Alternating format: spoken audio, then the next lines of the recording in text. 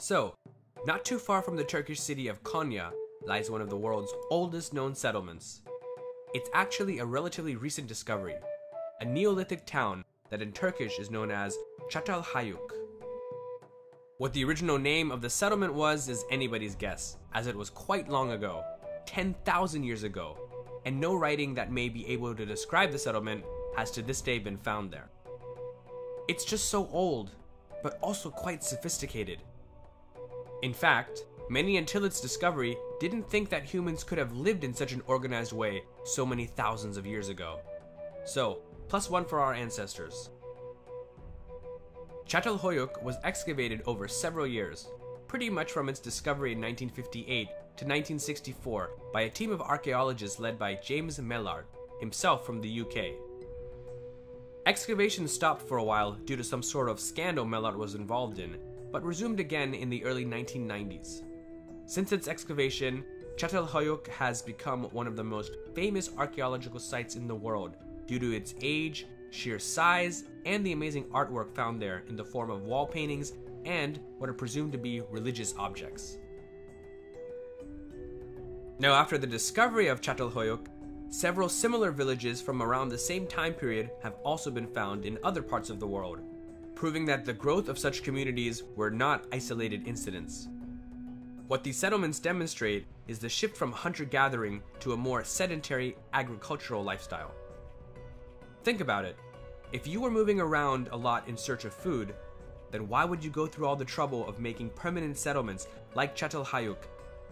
I mean, that's a lot of work, especially if you're not planning on living in that area for too long. Such settlements all started what we call the Neolithic Revolution, which took place in many parts of the world between the years 10,000 to 7,000 BCE. The Neolithic Revolution is that transitional phase when our ancestors made the move from foraging to farming. Çatalhöyük is just one example of a community that over several hundred years was in the process of making that transition. Archaeologists have been able to see through the ages how the size of this settlement expanded, probably averaging a population of 5,000 people, although during some generations this number may have gone up to 10,000 people. In either case, these villages must have spent considerable time and effort in planting and cultivating various crops, as well as storing any surpluses for use during winter or non-harvesting months. So, how'd these people live? Well, housing-wise, the people of Çatalhöyük lived in dwellings that were clustered together in a sort of honeycomb-like maze.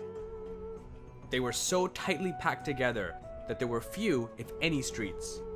To get inside these houses or dwellings, one would have to enter through holes in the ceiling, and then use a ladder to go down, or up if you were leaving. These openings were also the main source of ventilation for each house. In a sense, the rooftops of the houses were the streets. Inside the house was a basic kitchen area where a small fire could be built, as well as sleeping quarters and in a few cases, rooms for storage. Now, the fire could also have been used during cold weather for heat. The smoke from the fire would exit through the hole in the ceiling, which along with being a point of entry and exit, acted like a chimney. As you can probably imagine, the place was a bit crowded. However, it definitely beat living in a tent, especially when the weather was bad outside. What's also interesting is that the people of Çatalhöyük had their own sanitation system. Apparently, they kept their houses very clean, but outside of town, archaeologists found what they could only determine to be trash heaps for garbage. You know what else is really interesting about the people of Çatalhöyük? They seem to have had a relatively egalitarian culture, meaning that there were no social classes or hierarchies, at least none that can be determined. This conclusion has been made because all of the houses, the hundreds of them that they've unearthed, are more or less the same. Basically, there was no palace for any chieftain or king, no special quarters for any type of priests or those with special status. This doesn't mean that high status people didn't exist, but if they did, then they weren't awarded any special privileges in terms of better housing. As far as we can tell, the daily diet of these people consisted of wheat, barley, lentils, peas, and other legumes. They also herded sheep and goats, and, given much of their artwork, cattle as well. Now, one of the really cool things about farming is that it can free up time for many people. When you can't, or don't have to constantly be searching for or growing food because you have surpluses stored away, you actually have time to think about the meaning of life or come up with hobbies, such as painting or sculpture. Now, without writing, it's hard to really know what their religious beliefs entailed, but from the many female figurines that have been found, it seems that they worshipped some type of goddess, or maybe goddesses. There may have also been male deities, and perhaps even spirits of animals whom they worshipped. But statues and figurines of females definitely outnumber the latter two, and it's believed that these statues were used for worship, or that they represented divine beings.